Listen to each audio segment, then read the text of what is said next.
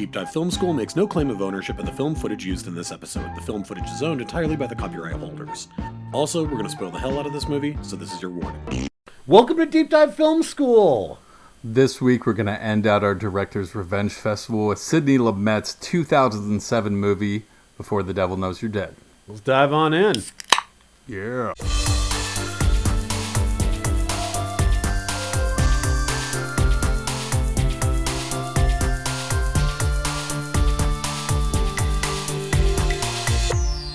All right, everybody, I am Adam Sherlock. And I'm Adam Pulcher. And if you like what you see/hear, please like and subscribe. You can find us in all the spaces and places that people what? Find good media, guys. Join us, please. We do all sorts of things. We do recastings, which we need to do another one of those pretty soon, Definitely. I think. We do Forgotten Gems. We do festivals all the time. Punishment so reviews. Please subscribe. Punishment reviews. One of our more popular episodes are the punishment reviews as well. So Definitely. Please join us for all the fun and play along if you can. If you're just stopping by, please remember to follow us. All right, let's get into our final installment of the Director's Revenge Festival. That's right. This week, going with Sidney Lumet. Oh. It's I think I've done some of my favorite movies. Pretty much one of the iconic '70s directors, right? Well, obviously when we did 12 Angry Men, you were talking a lot about how you've read his book and this is a guy you definitely have dug into his for sure. filmography. I'll say it again. His book, Making Movies, is a fantastic book for any filmmakers out there. I read it every time. Before I make a movie, every time I go read it. Before I go and make something. It's super entertaining, but also educational. Highly recommend it. He's an amazing master. Dog Day Afternoon, of course, 12 Angry Men, which we've reviewed. Murder on the Orient Express, that I believe also had Albert Finney in it. Yes. The Verdict, Network, Serpico, and of course, you know what I'm going to say, right? What are you going to say? The Wiz. The Wiz. I know. The Wiz is that is the weirdest thing to me that he did that. But you rattled off a bunch. I just want to make sure within context. First of all, Ebert said this, which I love, which he said, Sidney Lumet's made more great movies than most directors have made movies, right? Yep. And said, but part of that's because the dude worked. He was always working. And it's when you go through his filmography, it's bonkers. He had made so many projects over the years. So let's start with 12 Angry Men, as you said. That's 57. In the 50s, 57. And then soon after that, you got Long Day's Journey into Night. You got a couple other pretty good ones. But then you have, this is nuts to me. This is all 70s. Serpico, Murder on the Orient Express, Dog Day Afternoon, Network, Equius, Death Trap, and The Verdict, all in one decade. That's insane. To make insane. Not just a whole cavalcade of your best movies, but the best movies. When you look at best movies, sure. Even if you haven't seen stuff like Death Trap and The Verdict, if you go back and watch them, you're like, oh, these are fantastic, amazing films. That's a hell and of a Equius, movie, yeah. All of those are fantastic movies, and it's within one decade, right? Well, and so The Verdict is probably the last notable one until this movie. If you look at it, he made that in '82. There's some other stuff in there. Running on Empty is a great film. It is. Family Business is okay. Yeah. Guilty as Sin, Night Falls on Manhattan. There's stuff like that in there, but none of it's great like those movies. He's from got the 70s. one or two Alan Smithies in there where he's blah, blah, I don't want to have anything to do with it. I'm taking my name off it. 1982 to 2007.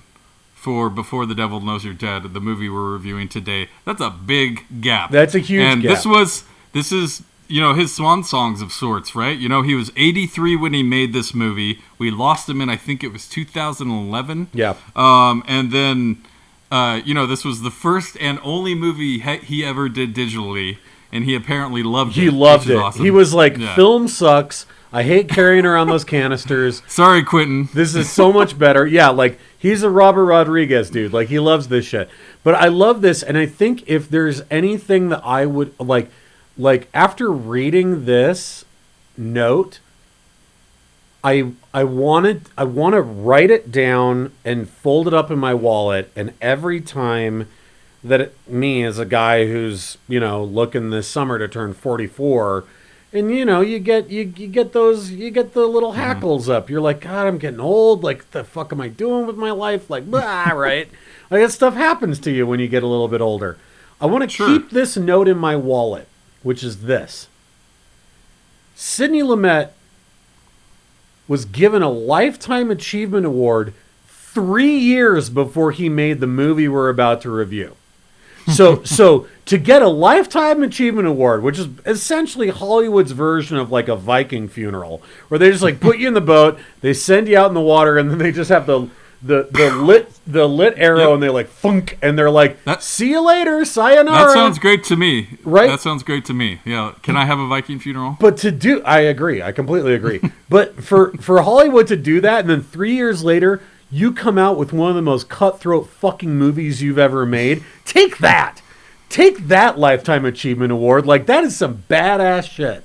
Like, yeah, I want to write it down on a piece of paper and be like, Sidney Lumet got a Lifetime Achievement Award, and 3 years later made Before the Devil Knows You're Dead. Okay, I'm doing just fine. I've got this.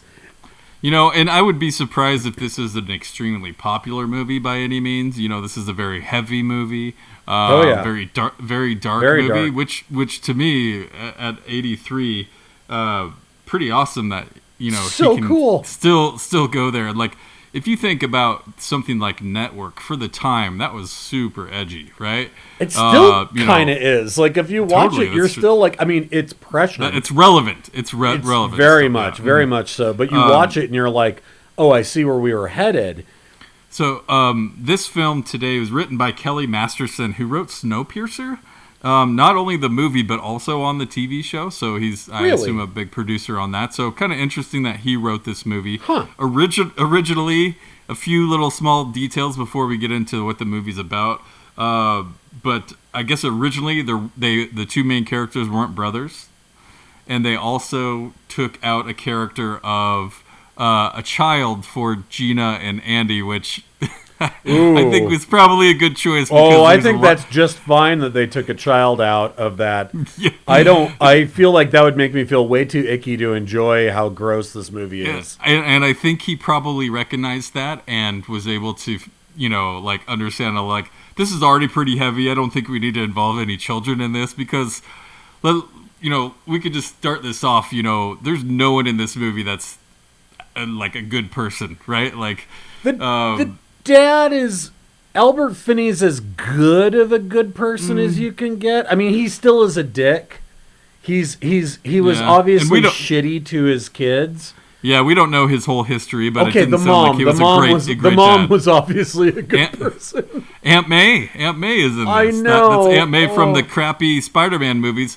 Funny thing, the other Aunt May in the new Spider-Man movies, Marisa Tomei. So there's two Aunt Mays in this movie. The old one and the sexy one. Speaking of which, I'm just going to put this out on the table, and then we can leave it alone and move on to other things.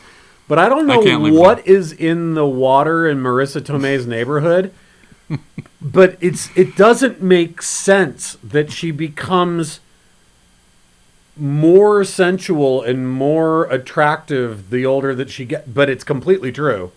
No, like we did my cousin Vinny last year, and I'm like, she's adorable there, but she's like smoldering here. Sure. You think of the wrestler as well. I know. I don't even understand it. How is that possible? It's not a fine wine thing. This isn't where like you're being nice. It's just like that. Come on, what's happening? Yeah, I don't know what's happening. It's not fair. She was blessed by the gods. Yes, very much so. I'm not sure exactly, but she's extremely sexy. Yes. Well, she's just one of the many Academy Award-winning actors in this movie. We got the great Phillip Seymour Hoffman, Ethan Hawke, and then we mentioned Albert Finney already. Michael Shannon's even in here. I know, early Michael Shannon thing. And same with Amy Ryan, also in here as Ethan Hawke's ex-wife, who's maybe again just no one's a good person in this movie. Like they at least have something about them. You're like, ugh.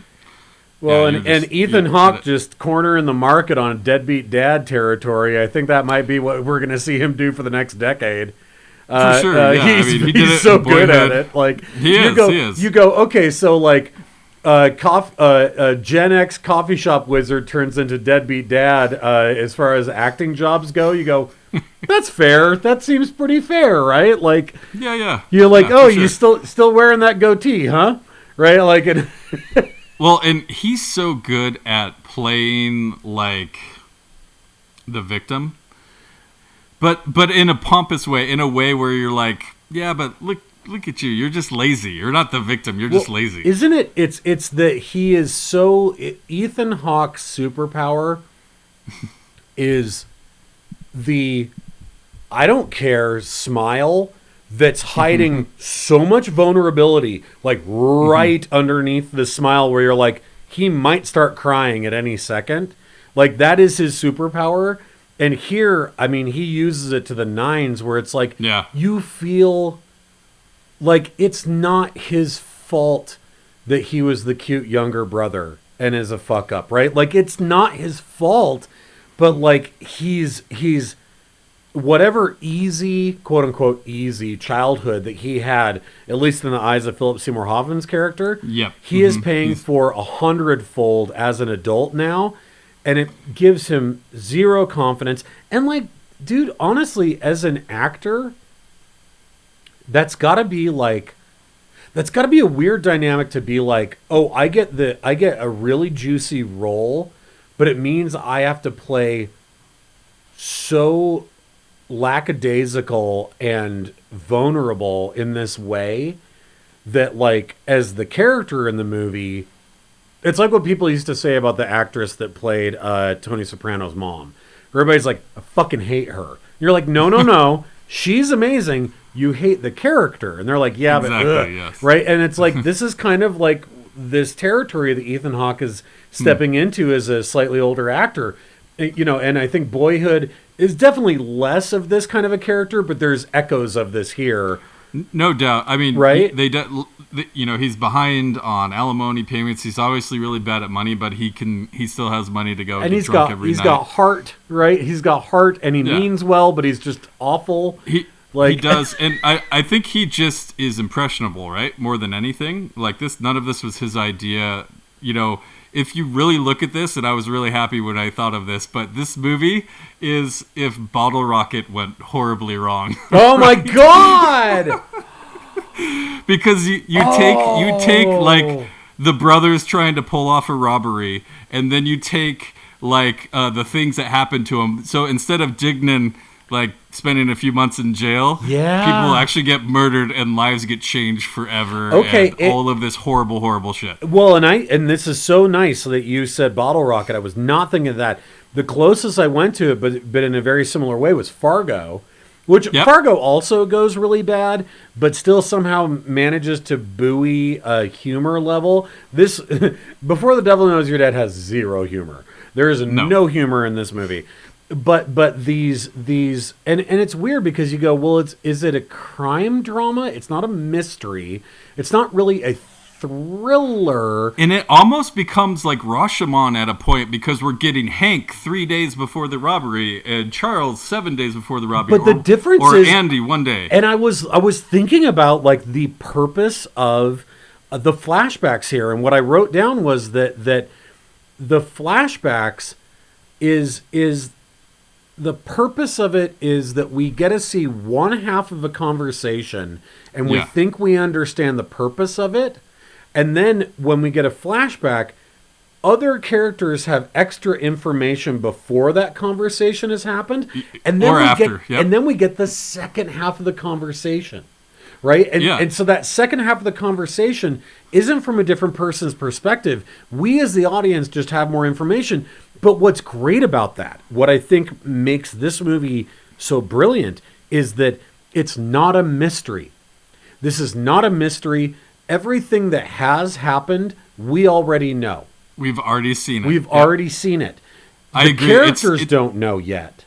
Right? Yeah, it's a genius way to make a movie that I've never quite seen it done the way you get the balance and dance of those two things, because you think you know everything, but throughout, even though you saw this person 5 scenes ago in the same scene, you realize something new. There's new added information to these extra extended scenes. It's like watching a director's cut or something. It's really weird, but it's the thing that keeps toying you along, because these perspectives of what you think is actually happening keep evolving and keep changing, even though you think you already know what's happened. Genius move. But it's emotional. It's not gimmicky, right? It's not plot based. No, it's not. It's not. Oh, but this person slipped that note under. None of that. It's all We've just seen it. A person. Mm-hmm. That person now knows the piece of information that we already knew.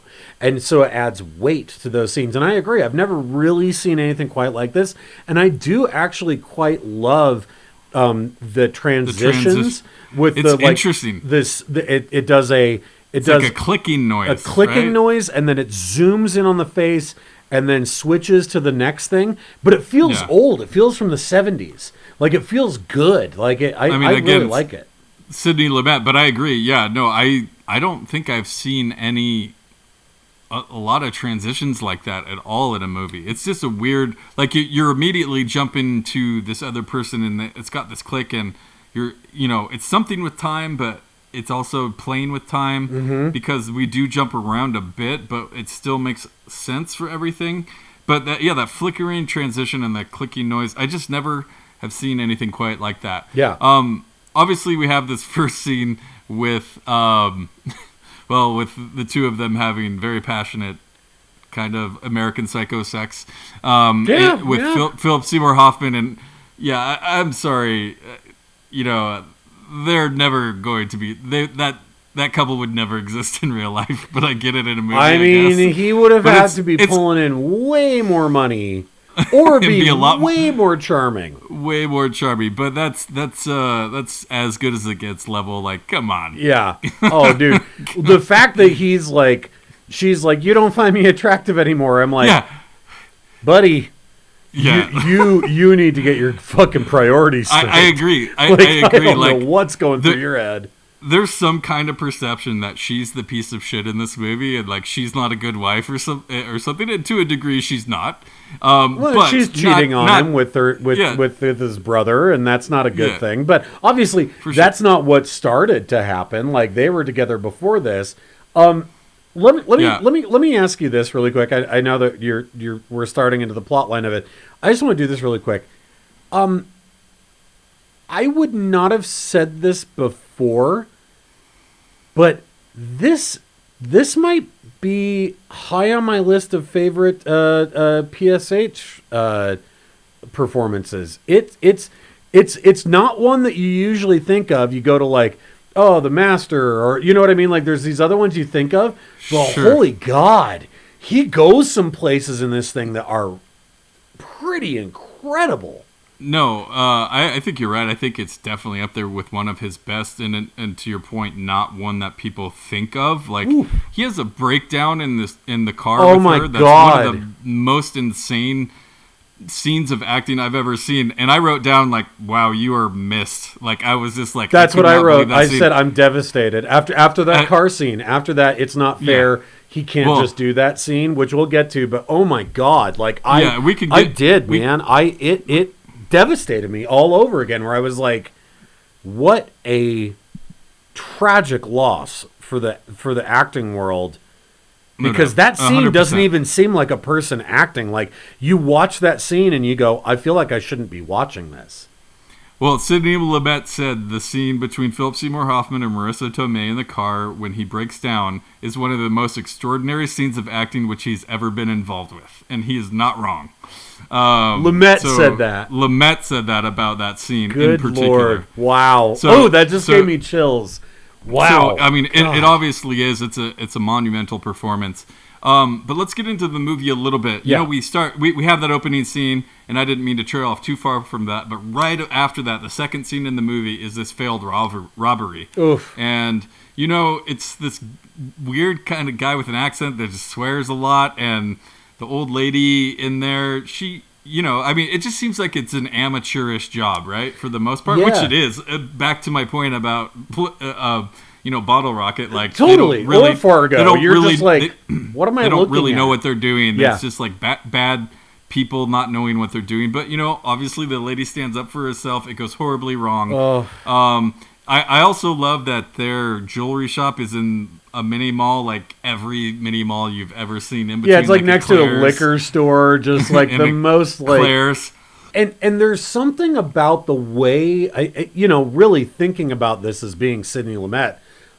This time around, because I believe that the very first time I saw this movie, I didn't know that it was Sidney Lumet.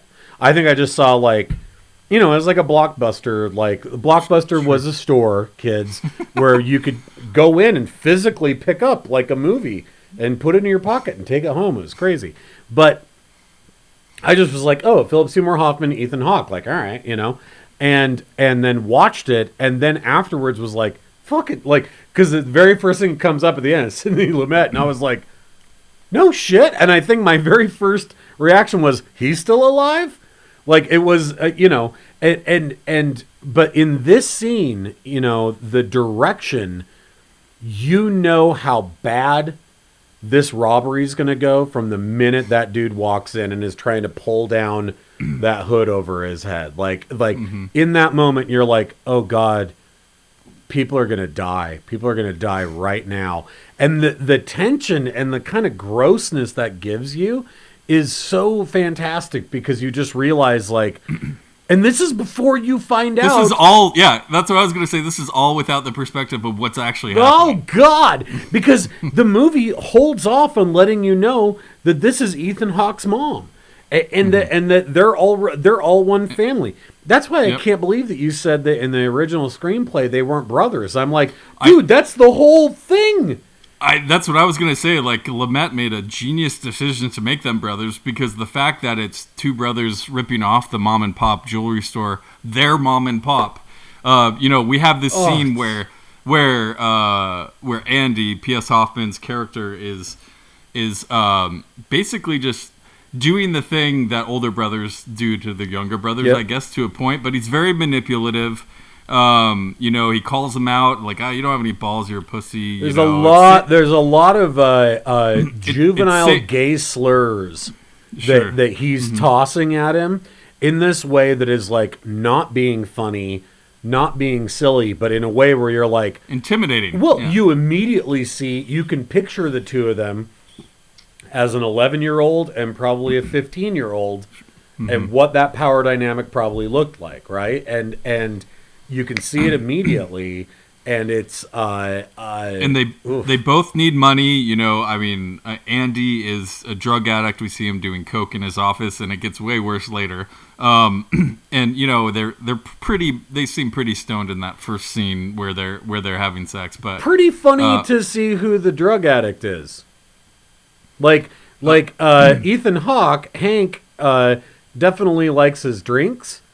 But you would definitely peg him as being the heroin addict and the coke addict way before that you would Andy, right? Well, I think you kind of hit on something here too with what maybe makes this seem like such a powerful P.S. Hoffman performance is that he died from the very thing that he ends up doing in this movie. That is true. And the realism and the fact that he actually was sober for 23 years or something like that before he relapsed and died and killed himself, doing the very same thing that he sees doing here. And the fact that it seems so real here. And there's a point where he's, I'm jumping around a little bit here, but there's a point where he busts into his dealer's house and he sees a big fat man stoned on the bed. Yep. And that was him like a day ago. Totally. And the disgust in his face, right? Oh, exactly. He sees these reflections of himself. And like the fact that, all of this happened after this movie adds that extra little element of like, oh man, that's for sure heavy. That's there definitely. That first time he goes to the dealer and after he's gotten stoned, and like this whole scene with the dealer, like it's so strange, so surreal, and like in this really nice apartment in this huge skyrise building.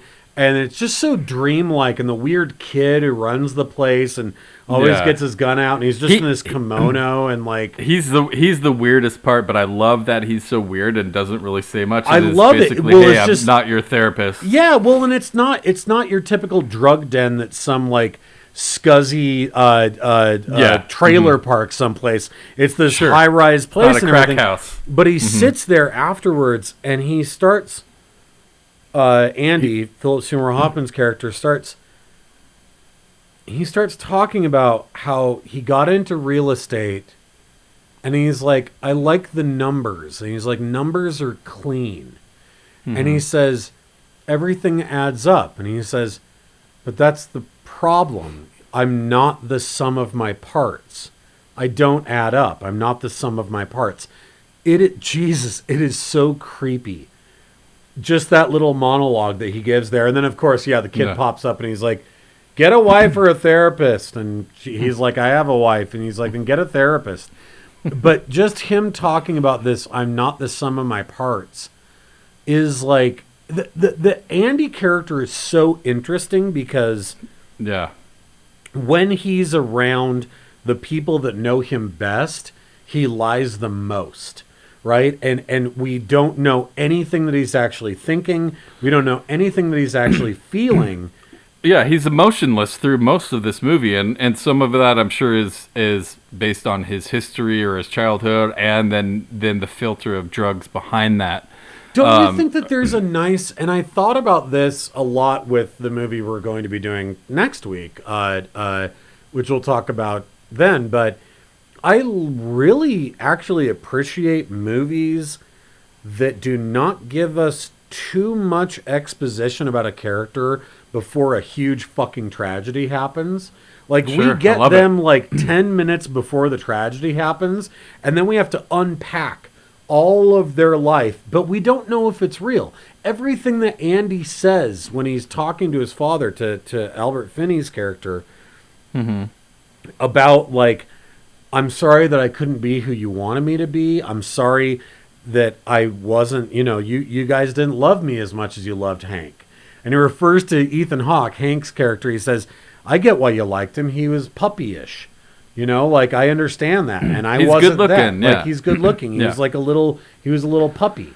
And like, and you go, I can, as an audience member, I can see that, but I also realize that's completely skewed because it's being told to me by the character who has a fucking chip on his shoulder, which is like, I love that. It's such great drama. It's such great melodrama. Yeah, it creates that drama. Absolutely. I forgot about Ethan Hawke sleeping with her, and that they're, like, that was a twist I hadn't remembered. It's from okay. The movie the first I don't time. think we need it. I think we could have not had it, and we'd be fine. We probably could have, but I think... Does it add something? What I think it adds is they both need money, right? And they both have this relationship, and they both talk about escaping with Marisa Tomei, right? They both have this idea of like, hey, let's go to Cabo or whatever he says, or it's Rio. That's what it was in Brazil. Yes.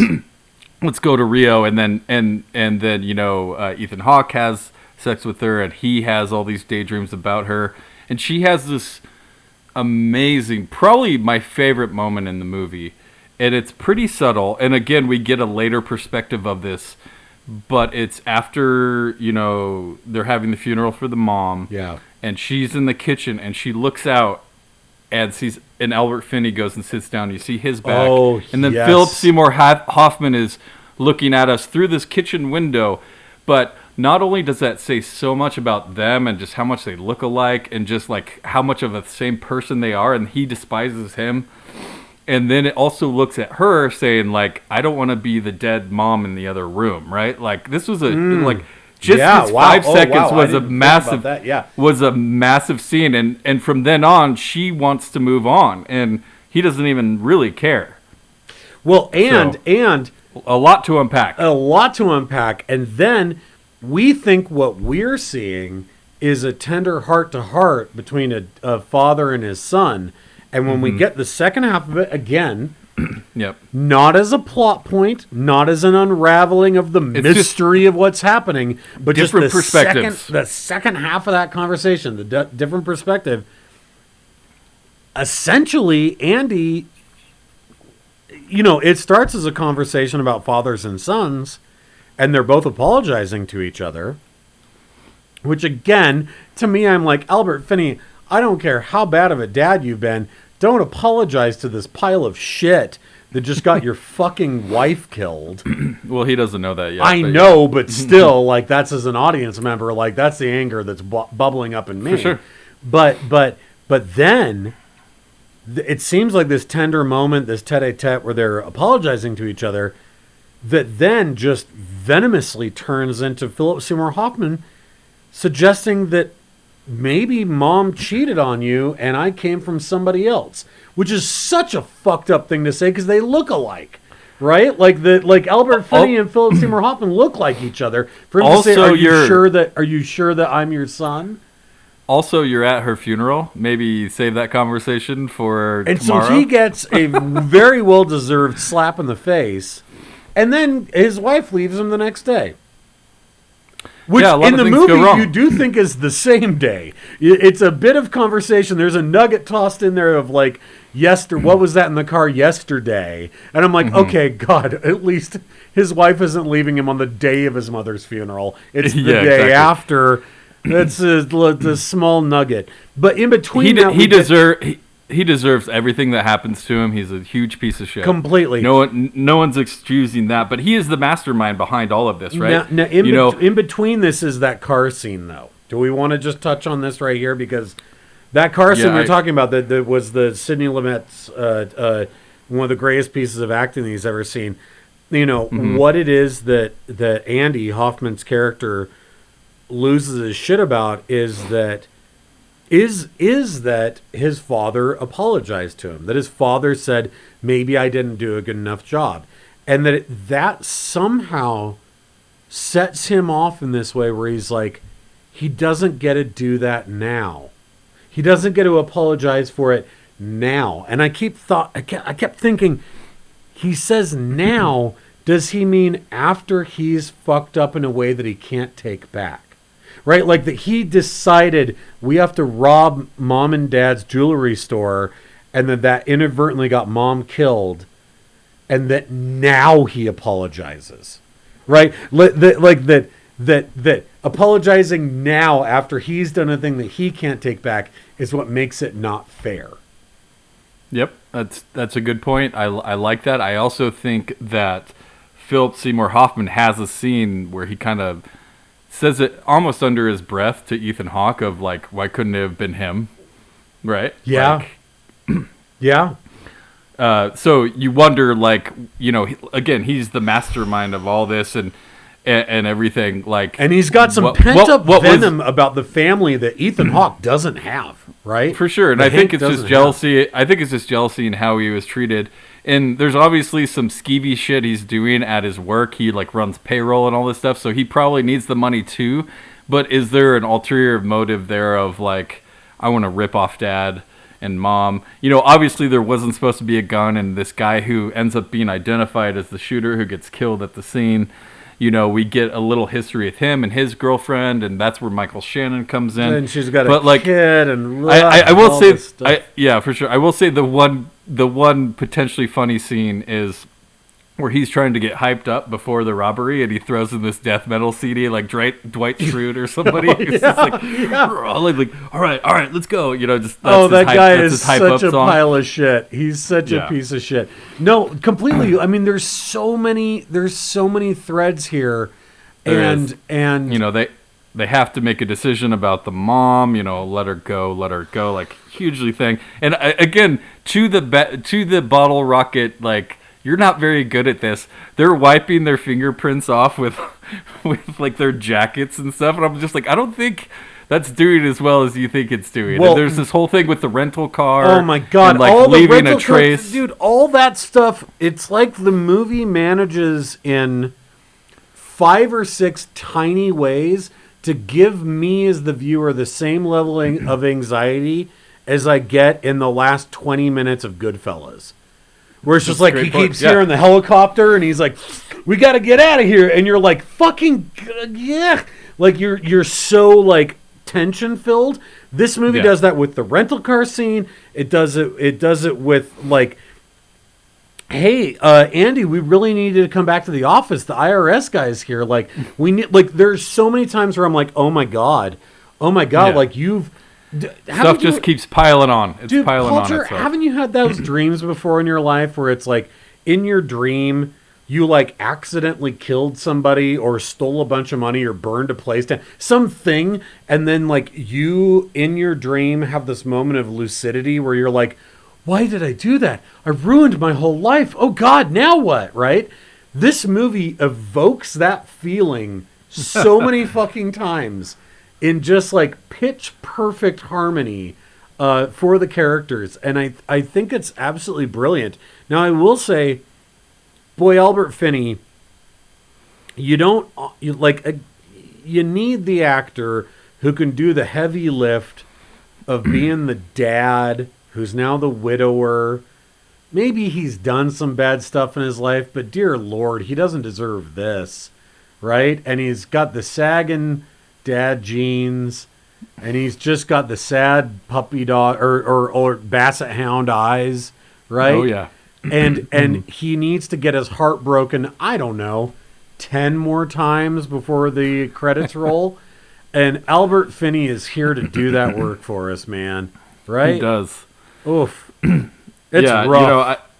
It is. It's a genius movie. And I definitely thought about at the end, he finally, I guess we can kind of loosely get into what happens, but, he finds the card through some investigation that Andy was the one who set all of this up and follows him around the city, and with a gun, he's gonna kill him. Yeah, he has plans to kill him. Oh God! Just the fact that he's following him around with a gun, like that's big. And then shit goes wrong in the dealer's house, and he ends up in the hospital. And Albert Finney goes to see him, and essentially this very slow death of suffocating his suffering son. But after that's done, he kind of walks into the light in the hospital. I'm like, why don't we just have Albert Finney have a heart attack or something in the middle, just to round out this whole thing of terrible shit, of full human misery. Well, I will say, however, that scene where he smothers Phillip Seymour Hoffman with the pillow, the turning off and on the heart monitor. Yeah. And then going out, talking genius. to the nurse, and coming back and putting the pads on himself. That is some Elmore Leonard level awesome crime novel shit. Like, I was like, dude, this is, like, even if people don't know about this movie, this scene has got to be, like, people need to know about this scene. It's one of the most hardcore shit I've ever seen. Like, I agree. It's so good. Very clever, superb acting, obviously, because this yeah. is kind of like the goodbye scene, and he's just got the rage in his eyes, and but then also terror right after he kills him. Albert Finney's eyes have full terror as he's pulling them back off and trying to button it up because it's going flatline, and he's like, "Oh my God, I just killed my fucking son! Oh my God, I just killed my son!" But it's all in his eyes. That acting, yeah, it is, but like I don't know how much he like is feeling regret. No, it's not regret. I think it's more just like he's at the edge of the cliff. It's the precipice, right? And I also really like that Ethan Hawke runs out with that duffel bag of money and we never see him again. I think that's totally fine. Yeah. I think that his storyline, as important as it was through all of the makeup of the movie, this is Andy's story. Last thing that I'll say is, maybe he was able to run away with Marisa Tomei. Fucking, I hope so, man. Let's give him a little bit of a break. Or at least take his daughter to the Lion King. Which is why he was going to do this to begin with. Why? For sure. The movie should have been called "Why Are Tickets to the Lion King So Fucking Expensive?" That should be the name of this movie. I was gonna say, why is it $130 to go see the Lion King? That's is it the play? It. I don't know. If it wasn't for that, Ethan Hawke's mom would still be alive. You know what I'm saying? And Phillip Seymour Hoffman's character might be too. This is the last thing I'll say. For anybody who maybe wondered, and if you didn't already understand this after watching our Mad Max review, where another 80-year-old made a cutthroat, badass movie, if you are wondering whether or not an 83-year-old film director can bring it, just watch the last scene at the drug dealer's house when they come back to rob him. No music, no nothing. Yeah. The direction is steady cam in the face of everybody, and it is one of the most ruthless. This isn't even like Tarantino level violence. This is like Haneke level violence. Like, it is so ruthless and cutthroat and just brilliantly done. Brilliantly done. It's a brilliant movie, and yeah, I would say those old fogies don't give a shit anymore. They're like, I'm gonna do whatever the hell I want, and here you go. Yeah, this is gonna be take a ride on. Yeah, take a ride with this one. Yeah, buckle up. So yeah, and you do, and this type of movie is definitely not for everyone. There's some heavy stuff going on here, and there's a Haneke feel to this, which definitely I know is not for everyone. But like, if you think about all the movies that we've compared to through this whole review, this is a pretty genius movie, and I was really glad it held up as well as it did on rewatch. I mean, for his last film to be one of his best films, like if I had to put this up next to Dog Day Afternoon, I'd be like, yeah, it's 50-50 match. Like, I love both of these movies equally. Like, I think both of them have the exact same amount of validity, things to say, and artistic integrity. Like, it's a great fucking movie. I agree. Great fucking movie. All right. Thank you, everyone, for listening and doing the Director's Revenge Festival with us. That's the end of the festival. Although we do have a bonus. We got a bonus. We do have a bonus episode. We're going to do a Forgotten Gem with Terry Gilliam's 1991 film, The Fisher King, with Robin Williams and Jeff Bridges. Great movie. Yes. And definitely a perfect Forgotten Gem. So make sure to subscribe and like everything. Follow what we do. Follow along if you can. And very excited for that, and we'll see you next week. Bye, you guys.